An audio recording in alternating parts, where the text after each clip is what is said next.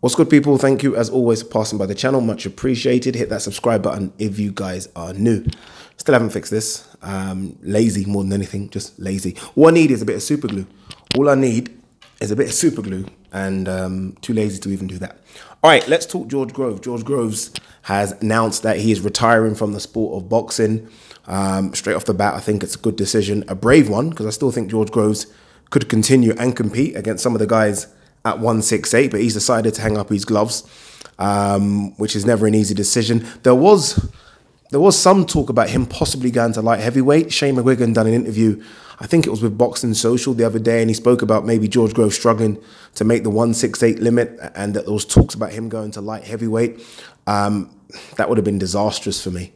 If it was a case of retire or go to light heavy, then it's an easy decision, right? You look at that light heavyweight landscape, and look, George Groves isn't coming back to compete at European level. If he wants to come back at light heavy, it would have been at a world elite top tier level. And the guys at that level are just far too good, far too big, far too fresh. And yeah, it wouldn't have been a good thing. So I'm happy that if that was the decision, whether or not it was between those two, retire or light heavy, I'm happy that he has called it quits. And it's been a good career. It's been, in fact, it's been more than a good career. It's been a fantastic career.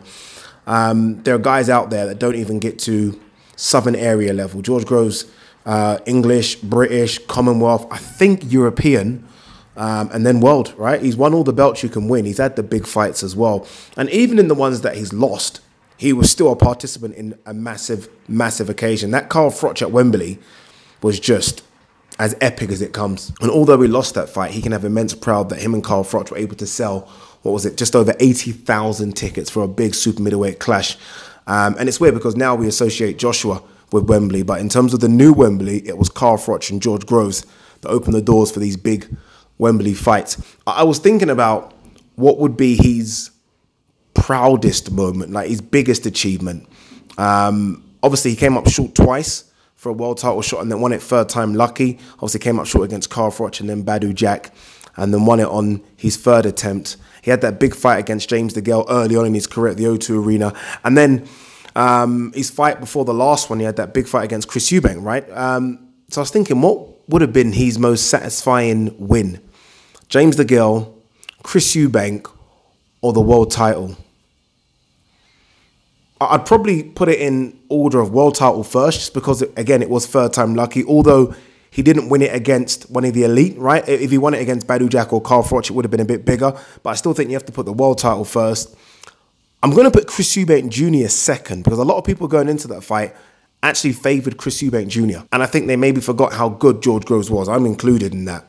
And then I'm going to put the James DeGale fight third, just because it was so early on in his career. At the time, it was only for a British and Commonwealth title. I think, who was Commonwealth? I think George Groves was Commonwealth and James DeGale was British. Even though it was a big fight in terms of egos and all the issues leading up to it, I still think, because it was so early on in his career, it'd probably be the third most satisfying win. But yeah, look, fantastic career. Fingers crossed he's earned some good money. And you know what it is?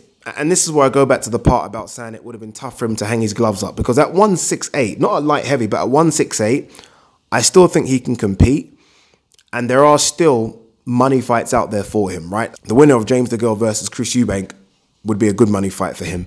Caleb Plant has just become the IBF champion. I do think George Groves versus Caleb Plant's a good matchup. So there are not only big money fights out there for him still, but there are world title opportunities as well. So it wouldn't have been easy to call it quits, but that's what he's done.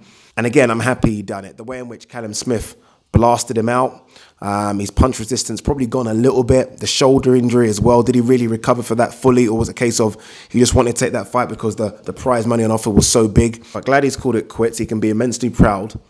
And I think when it's all said and done, when we look back and discuss George Groves' career, it's a fantastic career. It really is. Again, he probably didn't win the big ones he wanted to win. Carl Froch, both fights, Badou Jack in America on the undercard of a Floyd Mayweather fight. But nonetheless, this is a guy that was British, Commonwealth and world champion. And there's not many boxers that can say that.